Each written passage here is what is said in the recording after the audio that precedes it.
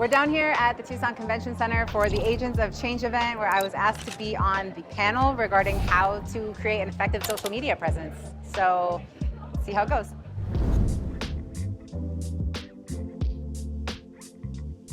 I have been licensed for 15 years. I kind of fell into it after college. I graduated when the economy was at the bottom in 2008 and jobs were scarce. So I found a part-time marketing job on Craigslist for a local plumbing company that's still very much in business, Silverado Rooter and Plumbing, and that's where I got my start. So I fell into real estate because the owner of that company owned real estate investments, both in Tucson and in Phoenix, and I was pregnant with my son, about 7 months along, and he looked at me and said, you know, why don't you get your real estate license? He was anticipating the crash, the foreclosures, things like that. So I got my license and started by listing and selling primarily foreclosures. I like to, with all the vernacular we learned from Professor, I've come up with my own term called bedrock modern. So if you are familiar with the Flintstones, I grew up on the Flintstones, and I imagine this home that's very earthy but clean lines. Sprawling, has beautiful views of the moon and the sunset, not too close to the ocean, but it's there for me. I don't know that it exists yet. That's why I took the dream assignment, seriously. Yeah.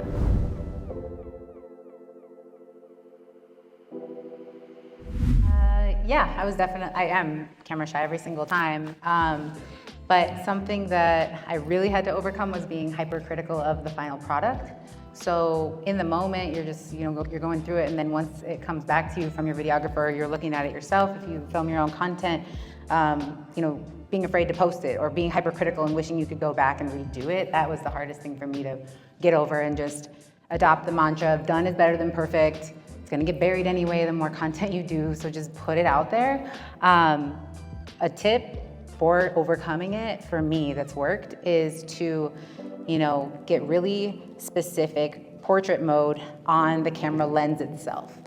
Like, you're looking at a camera and you're just looking at the person that's behind it and everything that you're in your head, and you're thinking about the tripod, and it's a very unfamiliar territory. I would just kind of blur everything else out and look right into the middle, see how far deep I can get visually into the lens, and act like it's a tunnel. I'm searching for the light at the end of the tunnel, and everything else goes away, and you're just talking. Yeah, so I also love being on the fly in terms of story posts and things like that on Instagram. If I'm in the moment, it's going up, but not by choice. I'm pretty structured when it comes to the scheduling, because I work with a videographer that holds me extremely accountable. So we batch content ahead of time, and we'll have 2 scheduled days per month where we just shoot, and we'll try to get minimum 8 videos done in that session, so that he turns it around to me. I have a batch of content, and then I can just post consistently. In terms of the material itself, it is very relevant to what's going on at the time, but we also have an additional meeting once a month where we just brainstorm. So it doesn't, if a videographer isn't in your budget or it's not your style, find an accountability partner, maybe another agent, maybe a mentor, maybe a friend. And you just sit and brain dump. Any video idea, it doesn't matter if it's feasible or not, but get as much down on paper. Once you're done with that, you'll have, go through with a highlighter or star the ones, 10 to 15 of them, and then your content starts to develop.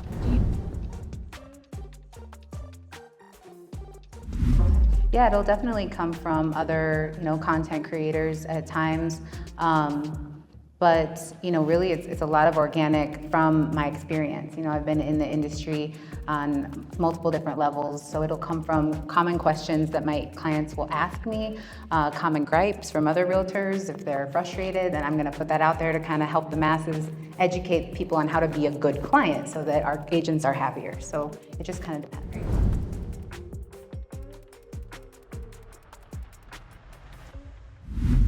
Well, first and foremost, I love boundaries.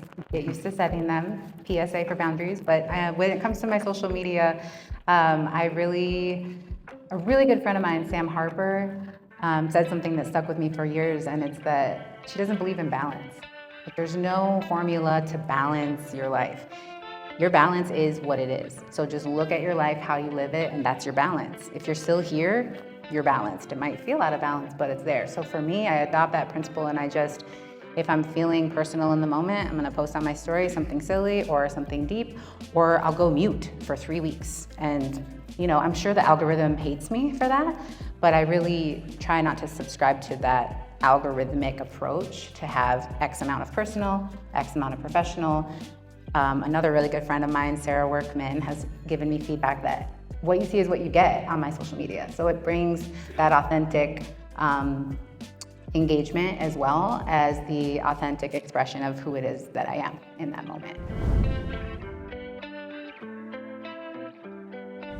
So it kind of depends on the type, what you consider engagement. So engagement from a views standpoint, definitely when my son is on the mic, interviewing people. Yeah, so we have community happy hours where we bring agents from all different brokerages together to collect physical donations for a local cause or charity. And so I'll bring my son with me as a paid representative of my team, because you can pay your children tax-free. Yes, you can. Talk to your CPA. But I bring him on, and he'll just walk around with the mic, and my videographer will walk around with him, and those get the most views.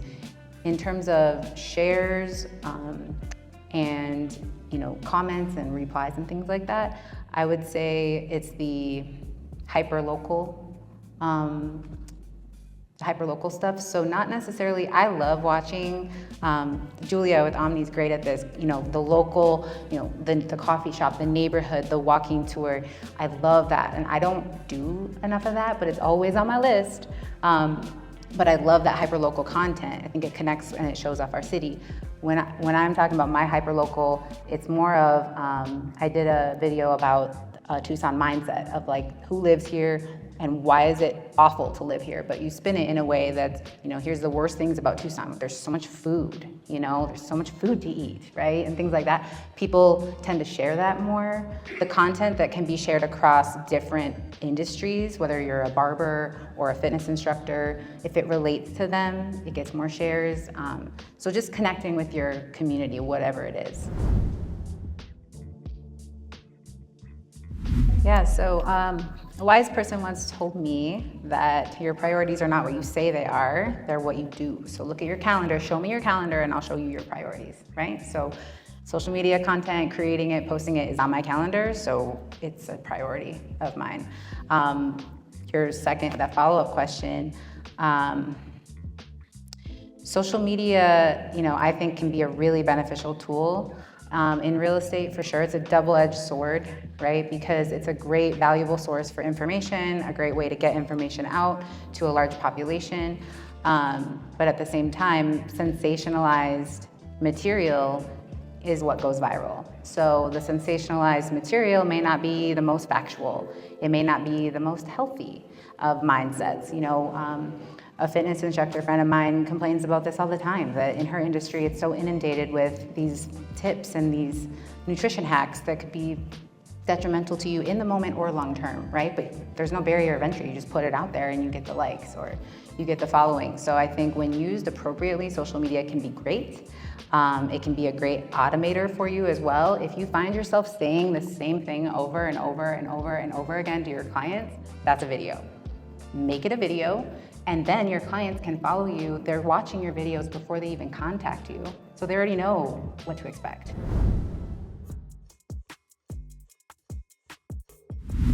It's a small percentage for sure of organic social media, leads, so to speak. I've had a sprinkling of just that DM type. I have one right now that is about to be listed that came strictly from social media. I had never met her before, but she had been watching my page for a while.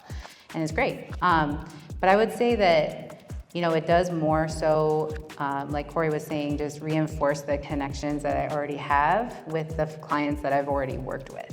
So, sometimes, and at Berkshire Hathaway, we brand ourselves as forever agents, right? We have forever clients. I'm trying to come up with a new term for past client because I just don't like the way it sounds. Like, they're still your client. They're still, anyway. So for me, sometimes a transaction only takes, 30 days or 60 days. And then the social media engagement afterward, you can take every client to lunch.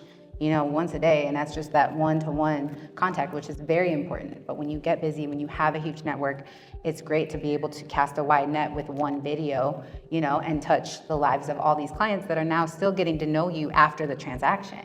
Like, they liked you already, and then they get to see you go out into the world and help other people, and it affirms to them that they're your person. So that is giving me business, right? Of people coming back after I sold them their house in 2019 and knowing that I'm still alive and kicking,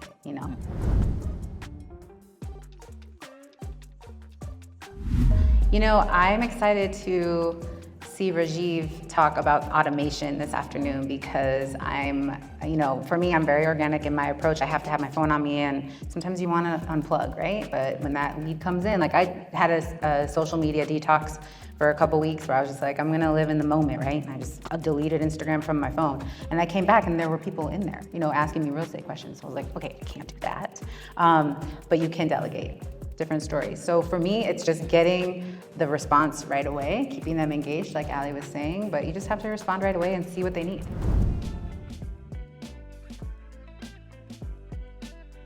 Yeah, we'll definitely, I just keep them top of mind. We have a system that we use where, we track our clients by creating a specific card for them, so it stays, in my visual, like the priority apps that are at the bottom of your screen. If you get an iPhone and you walk out of the store, there's a default there, and it's your phone, Safari, mail, and text, right? I've changed those so that I have my CRM down there. I have my meditation app down there. Yes, the crucial things, right? So that you're more, apt to go down there and check on your business and see who you need to talk to. But yeah, I'm just more organic with it. I should say the first thing I do when someone DMs me on Instagram, I try to get them off Instagram. Like, hey, great, I'll text you a link to my website, or I will send you an email with my contact information. What's your email or what's your phone number? If they're DMing you, they already want to connect with you, so there's no real nurture approach in my perspective. My biggest mistake was just same thing, overthinking it, over criticizing myself, being overly critical of every word I said and how I looked and what wrinkle came up on my forehead, So just post it, like, just put it up there. You know what you can always do? Delete it if you hate it in 6 months, but you won't, because you won't even think about it. People come to your page and they want to see a plethora of posts. If you only have the perfect ones, you're gonna have like 9. You know what I'm saying? So just let it build, let it get buried.